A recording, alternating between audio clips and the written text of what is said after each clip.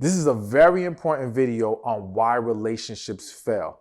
I need you to watch the entire video. There may be some things that you already know and you're expecting, but I am almost certain you're going to hear some things that throw you off guard or you were not expecting in this video. But you need to hear it because we need to help you and others escape the trap and the pitfalls that are destroying relationships. Now listen, let me say this real quick. I find it so fascinating that people highlight the divorce rate and they use the divorce rate to validate not entertaining marriage or how to downplay marriage or their reasons for not wanting it in their life. But the breakup rate is probably astronomical if we could actually measure it, all right? So many people are getting in and getting out of relationships, and so many people are suffering and experiencing the bulk of the damage in these relationships. So by the time they even get to a potential marriage partner, if that's what you want in your life, you've gone through so much, you don't know how to deal with the good thing when it's in front of your face. But I digress. We're not going to get into that right now. What we're going to focus on is why. Why are these relationships failing? What are we doing wrong? What approach are we taking that is working against us? All right. So let's get to it. Number one reason, no particular order, just starting off with number one. First reason why relationships fail, a lack of emotional maturity. So here's the thing, or here's the problem. So many people have not learned how to manage their emotions. So many people are reactive rather than thinking, praying, processing before taking any action on what they're feeling, all right? And this creates so many toxic situations. This creates situations where people say things they regret. This creates people taking actions that come back to haunt them. So much goes wrong because people do not learn how to manage their emotions. And we're not really being taught that. Unfortunately, it's almost like you're supposed to freestyle in life and figure it out. And unfortunately, you're probably surrounded by other individuals who lack emotional maturity, so you don't even know what a good, healthy level of maturity looks like emotionally. You're sitting here thinking that your dysfunctional ways of handling things, no offense, just keeping it real, but your dysfunctional ways of handling things are normal, are par for the course. This is the way it is. But the reality is that this is why so many relationships fail. This is why over 80% of relationships are failing, because that lack of emotional maturity. You've got to learn to pray before you react. You've got to learn to think before you react. You've got to learn how to understand that what you're feeling in that moment, all right, can pass. And it may not truly depict what's actually going on. Yes, sometimes when we're talking about intuition, granted, you know I'm a big believer in intuition and I would never want you to ignore it. But even in listening to your intuition, well, actually, no. If your intuition's hitting you, just listen. I don't want to make any excuses for that or give you any alternative route in there. If it's intuition, that's one thing.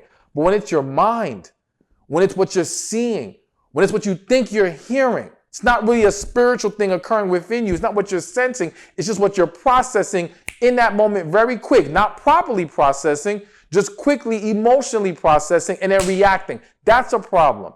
That has to change. And again, if we would just learn to take a step back and not be so quick to react, so many relationships can be saved. So many people will not see relationship go left. And sometimes what we don't realize is even if you think you've escaped the moment of your reaction, possibly destroying your relationship, what you don't realize is you've planted the seed.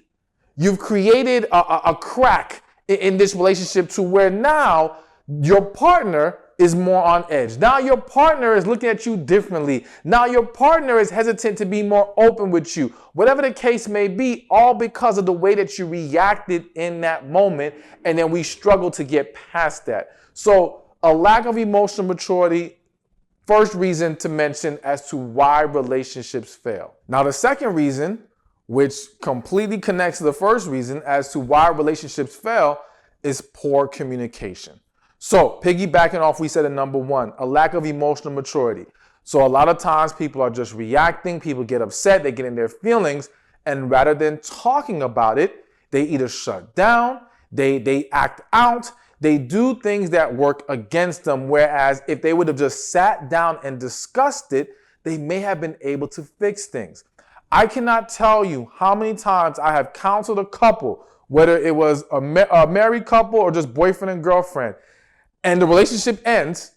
And when you talk to both individuals, what you find out is neither one completely had a full picture as to what the issue was. And they didn't have that full picture because the other person never fully explained it, as well as they never fully explained it. Well, same thing. They never fully explained it to their partner. So essentially, people think they're talking, but they're not. What they're doing is they're arguing, they're screaming, they're reacting in the moment, all right? But they're not effectively communicating. So one, it's not just talking about it, it's effectively talking about it. It's learning how to be heard and to hear them. It's learning how to gain the clear picture of what they're saying rather than assuming things. So much goes wrong because people assume, well, this is what they meant. This must mean that. They start analyzing, overthinking, and they assume wrong. And you know what they say about assuming? I'll leave it at that. But the bottom line is you have to learn to talk to each other. You have to learn how to gain clarity. Now, some of you might be thinking, well, what am I supposed to do if I'm with someone who doesn't want to talk? Well, my first question is, why are you still with them? If you can't talk to your partner, there is no relationship. What are we doing there? We're wasting our time. Now, again, you should make sure you have taken all steps to create healthy communication in that relationship. But if you've done that and they simply refuse, there's nothing to do. It's time to let them go. All right. So make sure that that is the route that you've taken in trying to establish effective communication. And the key is you want to do that as early as possible, not even just in the relationship, while you're even dating. If you have a dysfunctional way of communication or just not a strong foundation of communication in the dating process, well, guess what? You're going to take that into the relationship. You're going to take that into the marriage. You're only going to pass on the bad habits and the dysfunction if it's not corrected. So you can't keep waiting, because the longer you wait, the harder it gets to correct it. The more you have to undo. The process gets a lot more difficult. And so for a lot of people, it's not that the situation cannot be fixed. It's they're too tired to do all the work to fix it. They're too tired to deal with all the drama and baggage that has been piled on from bad communication, from a lack of emotional maturity, and all the other things going on that create dysfunction. And it's just like, I don't have enough energy to deal with this, so I'd rather just walk away. Or they remain in the relationship, allowing it to be more dysfunctional, causing more damage. So at the end of the day, you got to talk. You got to be able to communicate, because poor communication is a huge reason why relationships are failing. Next on the list, number 3 reason why relationships fail. And this one, honestly, is probably my favorite. When I say favorite, I mean, it's what I really feel passionate about talking about right now. You're not maintaining who they fell for. Now, notice I said who they fell for. I didn't say fall in love with, simply because not everyone's actually falling in love. Some people are just becoming attached, infatuated, but again, that's a whole nother video that we'll talk about that topic. But the point is, them falling for you, which can include all of those things mentioned, falling in love, infatuation, whatever. Their reason for wanting to be with you, those things fall to the wayside. Those things disappear. So let's get more specific. All right, let's start from the woman's angle. And this is just examples. If you're a woman, you're dating this man, and initially he's taking you out, he's calling you on a regular basis, let's say daily. He sends you good morning texts, whatever it is that you like that made you say, man, I really want to be with this guy. And then at some point, he stops. He's no longer consistent. He's no longer doing the things that got you. And guess what? The same thing happens on the other side. The woman initially doing all this sweet stuff, making him feel good, showing him the love and attention that he needs, presenting herself to him in ways that makes him happy. And then at some point, it falls off. And unfortunately, people have this expectation of, well, if you love me, You should love me despite me taking away the things that actually made you want to be here.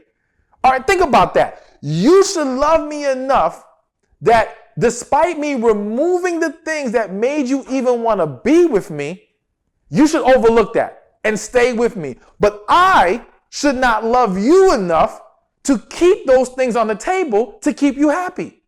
What kind of dysfunctional mentality is that? Again, no disrespect, but the reality is so many people are engaging in this mindset where you think it's okay to fall off and they should maintain loving you. And listen, guess what? Newsflash, they may still love you. They just don't want to be with you in a relationship. They don't want to stay committed, which goes to the title of this video, Why Relationships Fail. Again, some people did not stop wanting to love the individual, but they did not want to be held in a committed relationship with someone who does not want to pour into them the things that they need and desire, who stopped giving them the same things that made them say, I choose you.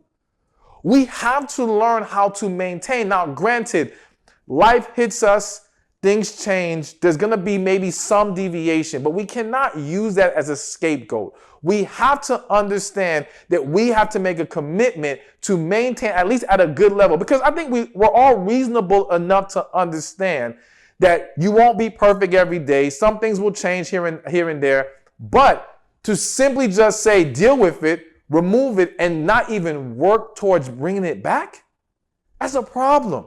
So you better believe yes. And again, if the relationship doesn't fail as far as that person leaving right away, it unfortunately opens the door to infidelity. Now listen, I'm not trying to excuse it or validate it. I'm explaining it to you.